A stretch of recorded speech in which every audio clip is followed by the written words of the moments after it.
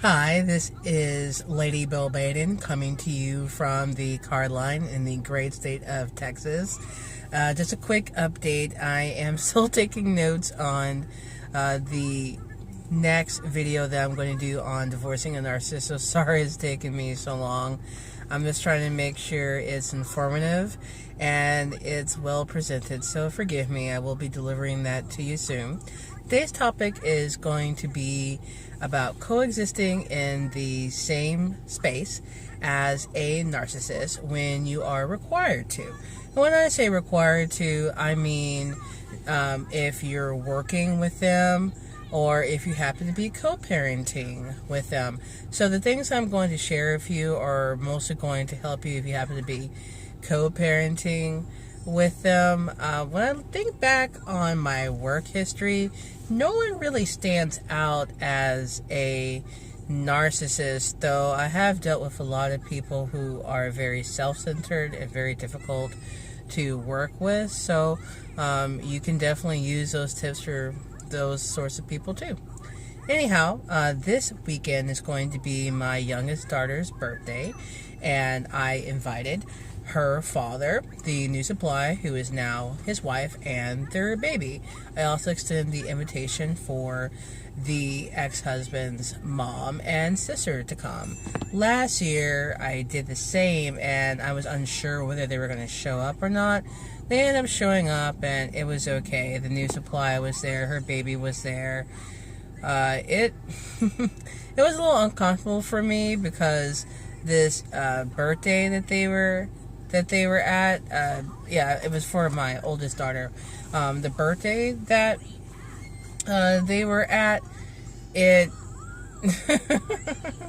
it was orchestrated by me, and I was trying to do the right thing, even though right before that there had been a lot of falling out and an incredible amount of tension. So you all know that when you have to be in the same vicinity of a narcissist, it can be very difficult to keep a straight face, to keep blank expressions on your face, and to not get frustrated, because 9 times out of 10 this person who you suspect may be pathologically narcissistic is going to cause some sort of issue. They're going to forget to tell you something. If they're responsible for picking up the cake, for example, they might be late to picking up the cake or doing something that they said that they were going to do. Narcissists are notorious for ruining special days for yourself or anyone who is not them. And even when it is their special day, you can expect there to be some sort of shenanigans, because when are there not shenanigans with a narcissist? Anyway, let me quickly state that I am not a psychologist or a psychiatrist. I cannot diagnose anyone. It's just that I've seen what I've seen, and I know what I know, so I believe that I can assess the situation well enough with the information I've been presented to deduce that the ex-husband may have some issues. Okay, now that we have that out of the way, again, this weekend is my youngest birthday party that we're going to have at Chuck E. Cheese, and I extended the invitation. I told the ex-husband to let me know if his mom and his sister were going to show up. I indicated what I had bought for the youngest so that we would not duplicate that gift. So the challenge here is just learning to be content and calm when you are around someone who makes you want to pull your hair out. I know I have a couple of gray hairs from all the stress that my ex-husband put me through. Anyway, so here's my tip for being able to coexist in the same space.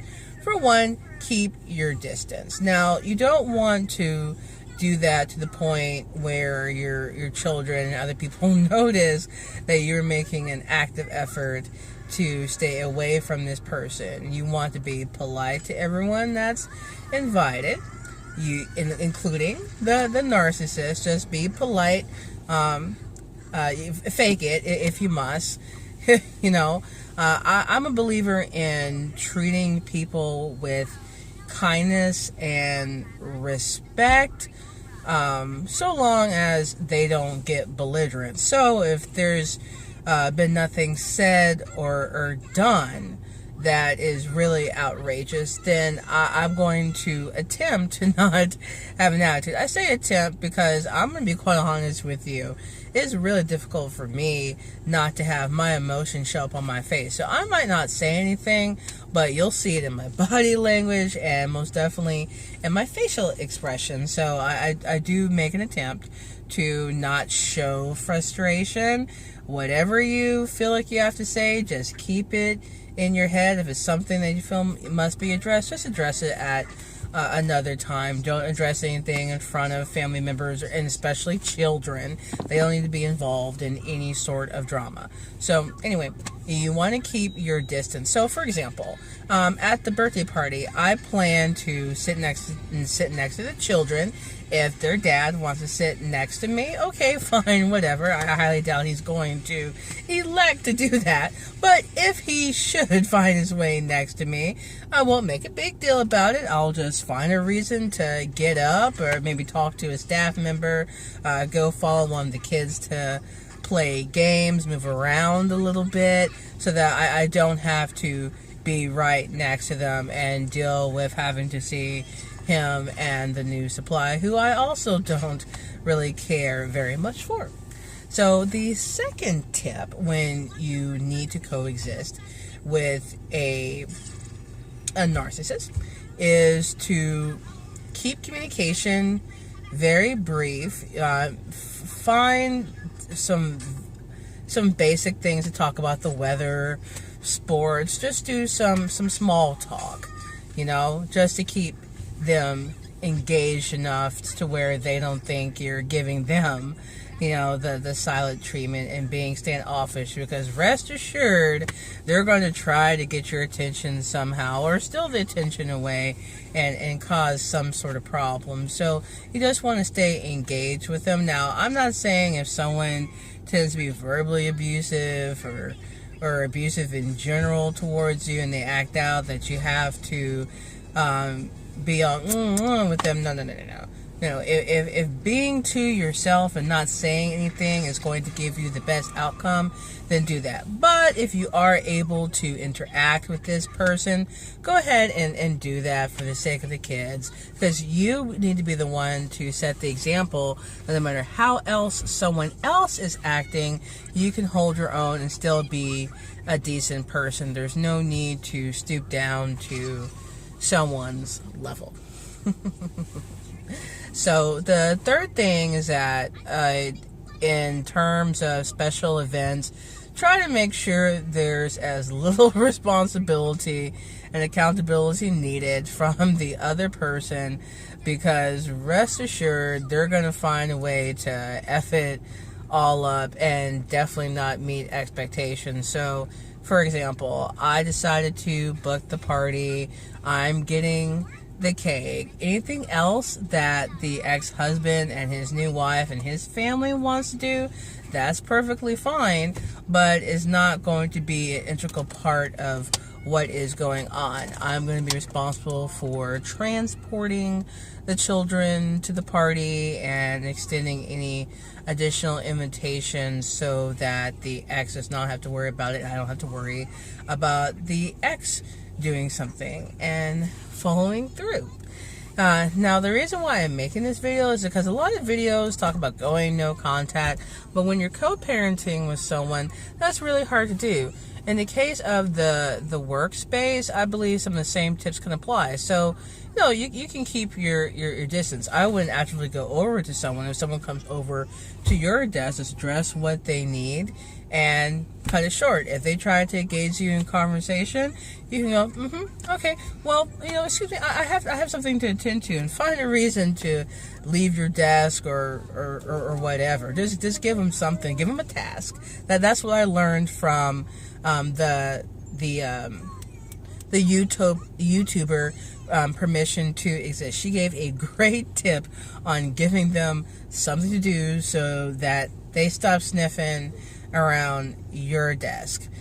And the the dual purpose of that is to not only get them distracted from engaging with you, but to keep them from coming back. Because again, narcissists don't really like to be accountable and responsible unless it's going to benefit them somehow. So if they start to feel like you're loading them with a lot of tasks, they might actually start leaving you alone. I do find that to be true with, my ex-husband. When I started asking him about things and asking him to, take part in actual decision making for the rearing and raising of our children, I hear crickets. I hear nothing, actually. So, yeah, to keep my engagement with him as low as possible, whenever I feel like I don't want to be hearing from him, too much, or I really don't want him involved, because they find a way to mess things up. You just start asking him to take accountability, and boom, you don't hear from him again. So, we'll see how things go this weekend. I'm a little nervous. I'm always a little nervous when it comes to sharing the same space with the ex-husband and the new supplier, but just keep your wits about you. Always keep your guard up. Don't fall for any sort of triangulation tactics, because they'll do that. They'll try to present a certain image, with your family and in front of the new supply. I know my ex-husband has tried to pit me against the new supply. It's dang near obvious. But anyway, immaturity.